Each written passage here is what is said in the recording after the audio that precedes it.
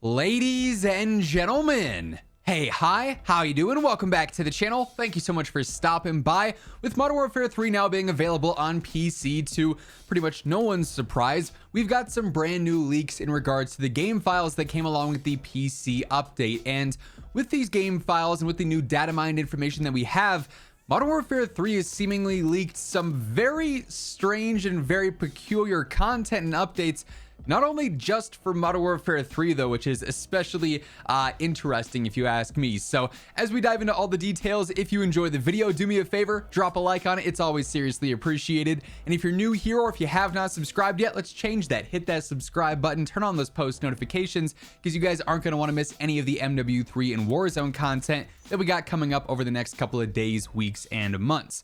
But getting into this, of course, before we talk about any of the actual details, this is just all leaks and rumors at the end of the day. Now, this information is stemming from the game files, so it's quite possible that most of this does end up happening, but things could be scrapped, changed, altered in any way, shape, or form, so don't take this as 100% official confirmation, but this is coming from various different leakers and insiders across the community. And initially, when it comes to multiplayer content for the full version of MW3, apparently Laswell is going to be a playable operator. Basically, it just seems like any character that shows up in the campaign that doesn't end up dying in the story is going to be an operator at some point. And at this point, who knows? Even if they do die, they'll just bring them back in some crazy way like Zakayev. So everyone's an operator, it seems like. Obviously, they just want to sell as many store bundles as possible, but Laswell, for the very first time, does appear to be a playable operator in MW3 in full.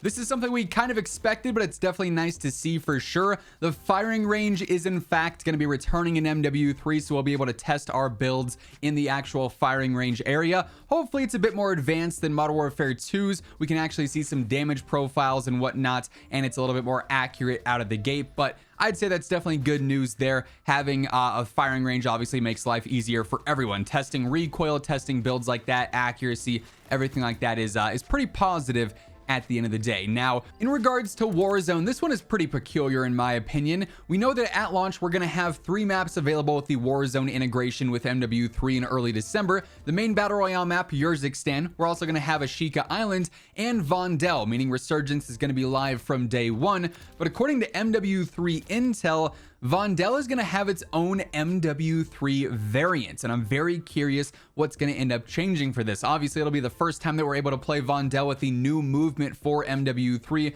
the faster mantling, the slide cancels, everything like that should in theory play very well with Vondel.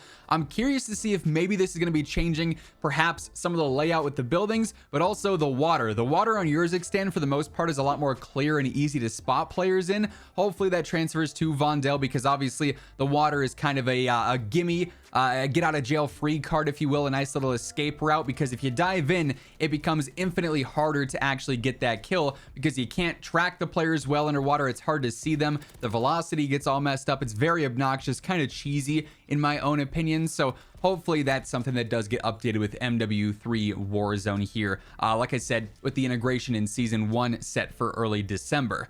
Another very interesting leak here is that supposedly there are already pay-to-win elements leaked in the files for the DMZ Zombies hybrid mode, Modern Warfare Zombies as it's being called. Now, we already know we have all the various different pay-to-win elements in DMZ now, starting with UAVs, starting with extra gear, or whatever the case may be, because of some of the store bundles that you can buy. It seems like similar things are going to be live right away from Modern Warfare Zombies. I will say it's a less of a deal for MWZ, because obviously with Zombies, it's only PvE, so you're not gaining any competitive advantage over other players in a match of Zombies. But it's still kind of cheesy that they're already monetizing, things that are going to give you an advantage in game just for your own personal gameplay. Not a huge fan of that. Definitely not a huge fan of it in DMZ as it is, but it does appear that that might be returning. Another thing that's returning that I'm sure on the flip side many people will be very happy about is Shipment. Apparently this is going to be returning as well for multiplayer. I would imagine in Season 1 or Season 2. since obviously that's a staple in multiplayer gameplay now for camo grinding, for weapon leveling. Everyone always wants that, and the second it gets knocked out of the player's rotation, it's like, okay, well, won't be playing till Shipment's back. Everyone wants that constant chaos, I guess, so we can expect that at some point, apparently, during the post-launch content. So one of the season launches or mid-season updates there, I'd imagine pretty early on into the year, since that's kind of been the case for it in recent years as well. Wouldn't be surprised if Shoot House also returned at this point, because that also seems like it's a common occurrence every multiplayer cycle now. This is another interesting one in my opinion. You may recall from Black Ops 3, the winner's circle, where at the end of the match, it showed the top 3 players via performance on the winning team, and you could like do emotes and you'd have your operator skin on showcase. Apparently, Call of Duty 2024 is going to be bringing that back. Yes, we actually have leaks for Call of Duty 2024 somehow. This is courtesy of the Modern Warfare 3 beta files, I imagine, because it's the same engine. A lot of files are shared between the games. So while that is a while down the road, it does appear that Winner's Circle is going to be a feature returning, and I'm sure they're going to monetize the heck out of that with various different emotes and animations you can do during the Winner's Circle.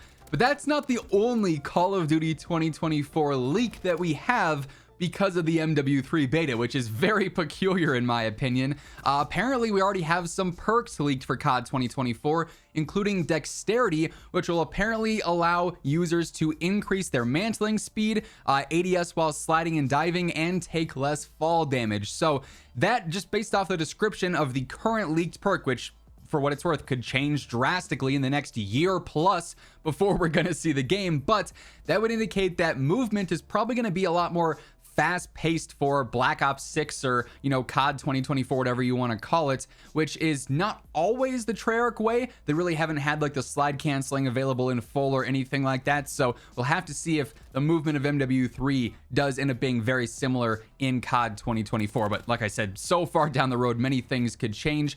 The last thing that we have, though, is yet another Call of Duty 2024 leak, and it's in regards to some maps. Apparently, we're going to see several different remaster maps in the COD 2024 year, including Grind and WMD. Those have both already been found in the MW3 beta files, so likely early work in progress builds of those maps. They could be launch maps, they could be in-season maps. Way too early to tell on that, but we also know that apparently COD 2024 is going to have like a year 2 of Black Ops 2 remastered type content, similar to how we have MW2 remastered content here for MW3, so maybe that's a part of that as well. Like I said, it's all just so far down the road. It's kind of crazy that we're already getting leaks for COD 2024 because of the beta of the game for 2023 within MW3 right now. But I'd expect that's probably going to be the case all year long. Basically, anytime that MW3 has a new title update and new things are added to the game files, it's possible that 2024 files and references are slipped in there because they are building off the same engine year over year now. So we could see some very crazy stuff for COD 2024 leak early on